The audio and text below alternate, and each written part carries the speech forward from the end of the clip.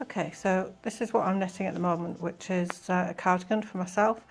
I'm using up quite a lot of the yarns that I've already had lying around for a while, and I've dyed most of them myself actually in the fleece rather than in the yarn.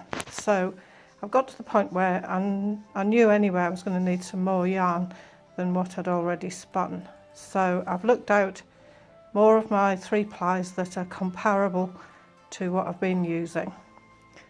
And here they are.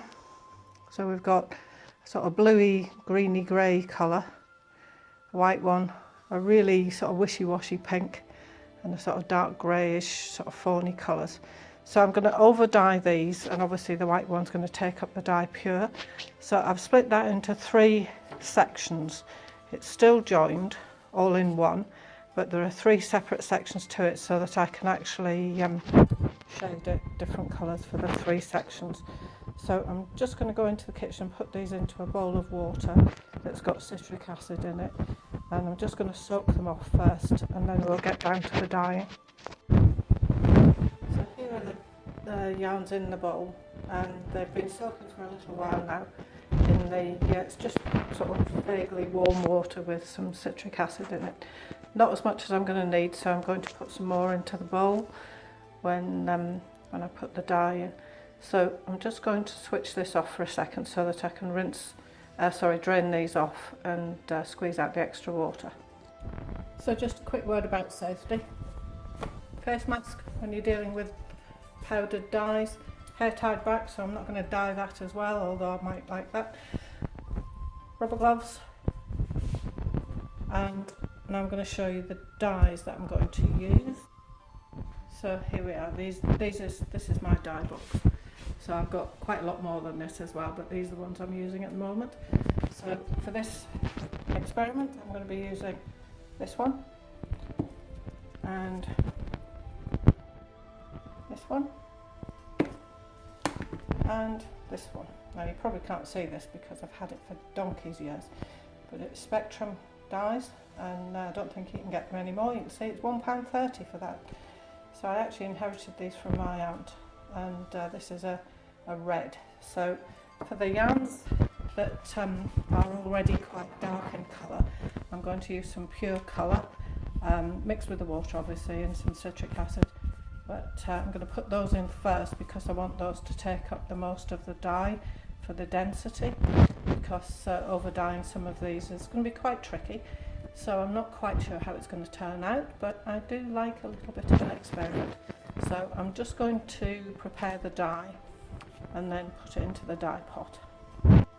Okay, so I'm just about to start mixing the dye. So I'm using this one, which is really bright and vibrant. So I'm just going to put about that much dye into this dish. I use separate dishes for all of my dye. None of this stuff gets used for human consumption. I've just realised I've got my phone up against my citric acid. So this is the citric acid that I use. I buy it in fairly large, loose bulk. So I'm just going to put 3 of those spatulas worth in there. And that should be enough for the amount of wool that I'm going to dye this time. A lot of my dyeing is sort of guesswork, but I've been doing it for such a long time. I know how it all reacts and how it works together. And I'm quite happy to mess around with it and do something a little bit different now and again. So this is what it looks like in this tub. There's not a lot of dye in there, but as I say, this is very concentrated. So I'm just going to add some hot water to this now, just to dissolve this dye.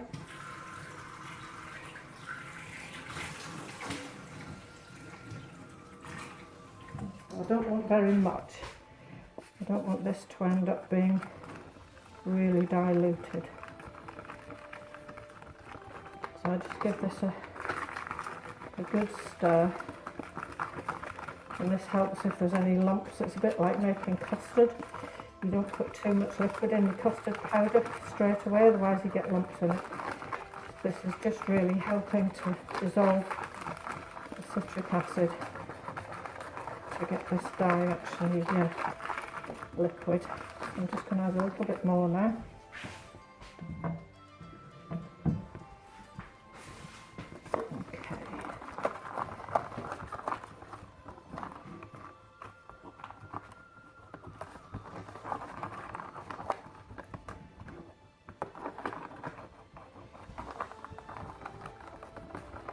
because I'm dyeing the skeins as spun yarn, I'm going to do it with a wet bath method rather than do it wrapped in cling film.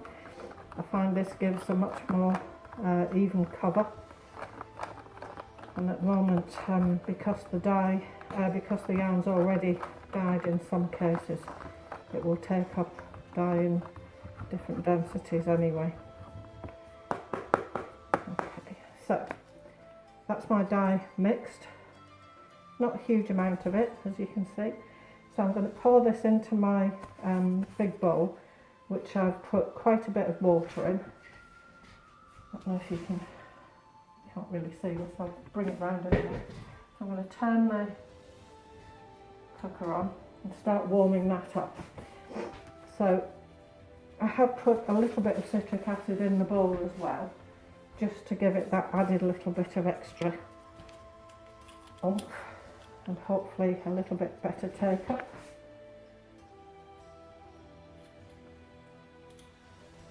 I'd rather have a little bit too much than too little, but we're still only talking minute amounts, it's nothing like an ounce or anything like that. So now we're going to just take this over and pour it into this dye bath. There's the dye bath, I don't know if you can see that. And pour this in, and then I'll rinse this out.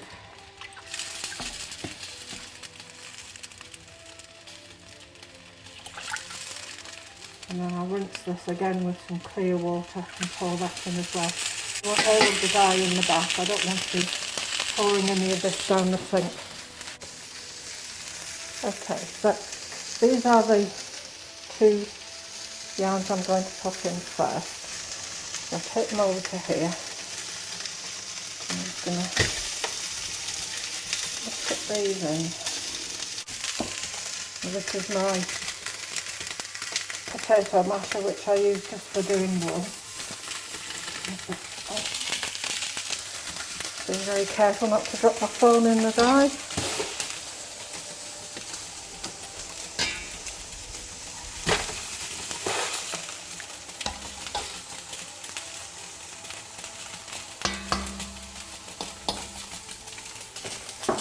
So now what I generally do is give this about 25 minutes of a good simmer once it comes up. So at the moment it's just very, very vaguely lukewarm. So you can see already this pinky colour is coming through. I expect this to be quite dark on the darker dyed wool already, but once I start putting the lighter colours in, then it'll lighten up. So there's enough dye in here to do all of this wool plus some more. And usually what I do is I keep adding wool at the end of my dyeing just to exhaust all of what's in there, which is why one of my pinks is very wishy-washy, because that's the exhaust dye that was left from my last dyeing job. So I'm just going to leave this for a little while and we'll come back to it in a few minutes. So I've set the timer for 10 minutes at the moment. You can see this is now steaming away, so it's beginning to increase in temperature. So I'm just going to give it 10 minutes. That will help to soak the wool with the dye, and then I'm going to take this yarn out. I'm going to put the white wool in because that means it will be less concentrated than it was. A lot of the dye will have already been sucked up into the previous yarns, and then I'm going to cook that for the allotted time, about 20-25 minutes thereabouts. If there's any dye left, then I'll top it up with a bit more water, and then I'll put the first lot of yarn, which is in here, back into it, and then give it another 10 or 15 minutes so that this doesn't get so dark that it's too dark for what I want. It's just going to ease off that depth of colour a little bit. It's very difficult to get a pink without having a lot of wool to a very little dye. So I needed this to be quite dense to actually counteract the colour that was already in it. So that's my plan. So I've mixed up another little bit of colour here to go with the white wool, and this is this raspberry, quite a dense colour. Doesn't need anything in it because it's already got setting agent in it, so you can see how little I've put in there. Okay, and a lot of that is the agent as well for setting, so it's sort of crystalline. So I'm going to mix this up with some really hot water get it to dissolve, and then I'm going to take the other wool out. Okay, so you can see that this has changed colour of the water quite a bit. It's a lot paler than it was. So it's not quite come up to the boil yet, so I'm going to take this yarn out and then I'm going to add the extra dye that I've just made up and then put the white wool and the very pale pink into this dye bath.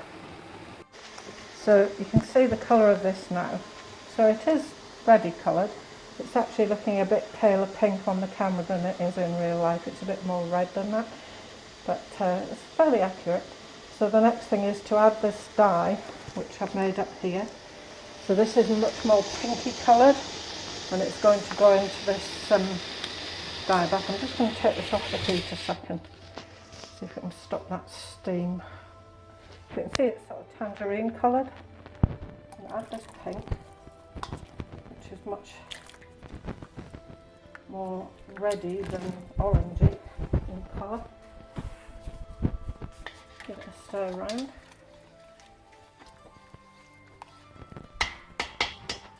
See, it's got a more pinky tinge now.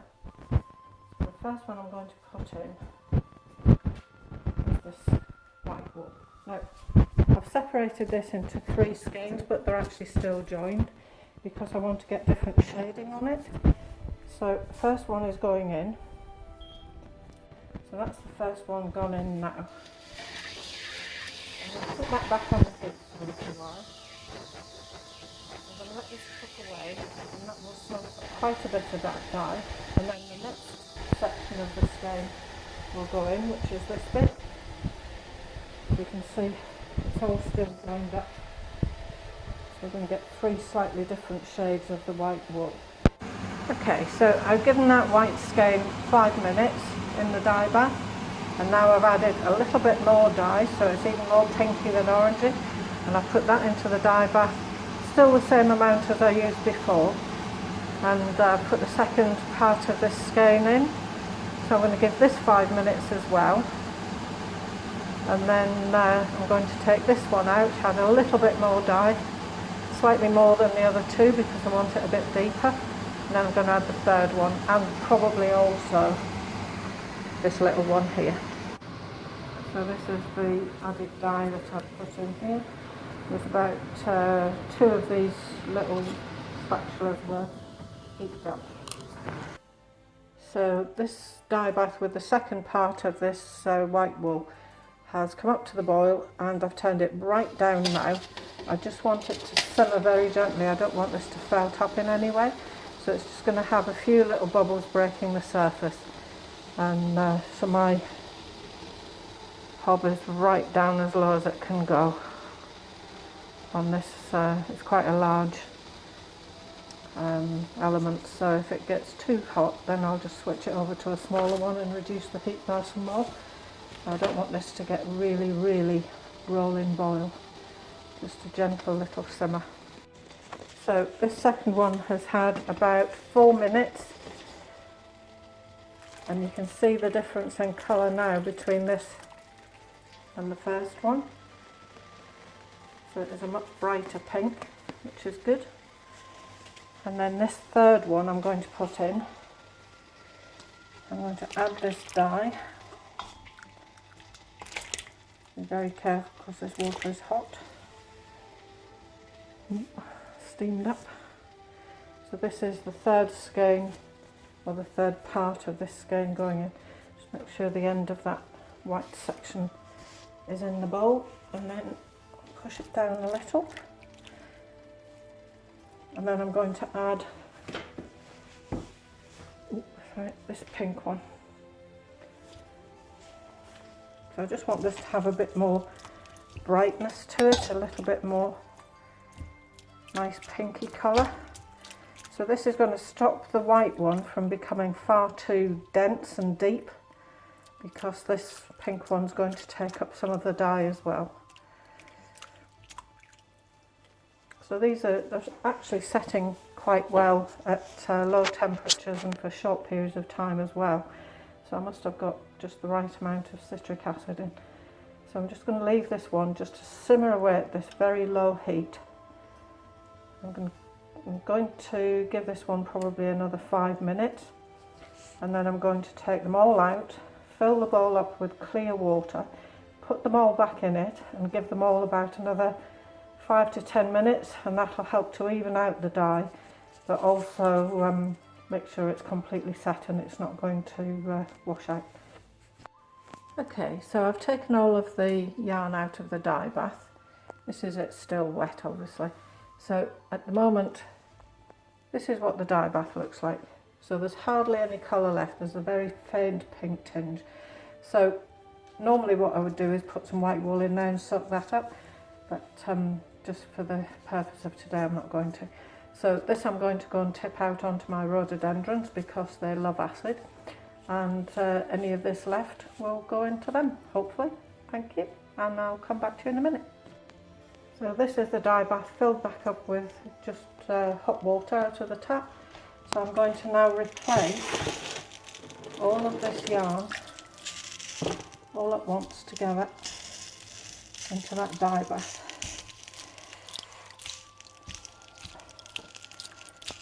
And I'm just going to bring that back up to a simmer, leave it to simmer for maybe 10, 12, 15 minutes maybe. I'll keep an eye on it, and if I think it's done after 10, I'll take it out after 10. And a little bit later on I'll come back and show you what it looks like when it's all dried. Bye!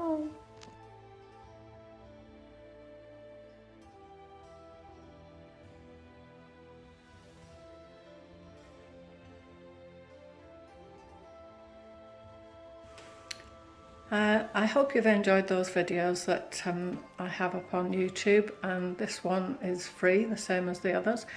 However, because of COVID, I am now unemployed, and as a self-employed person, I would like to be able to get back to it. But in the meantime, if you'd like to contribute something, if you've enjoyed this video, you can do so through PayPal.